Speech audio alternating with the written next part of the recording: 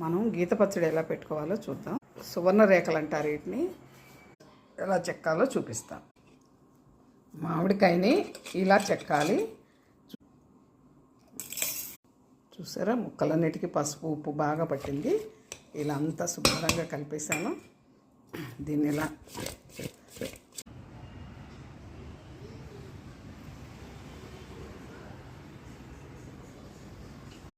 చూడండి, మెంతిపిండి, ఆవు పిండి, కారం. ఇప్పుడు ఎలా పచ్చడి కలుపుకోవాలో చూపిస్తాను.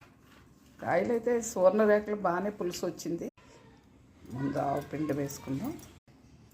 ఇన్ని వెల్లుల్లిపాయల్ని ఇప్పుడు కచ్చపచ్చ దంచేసి వేసుకుందాం. చూసారా, ఇప్పుడు ఇవన్నీ వేసుకోవాలి. కాస్త నూనె వేసుకుని ఉప్పు కూడా కరెక్ట్గా సరిపోయింది. 3 కాయలకి ఆ కప్పుతో కప్పు ఉప్పు వేసాను.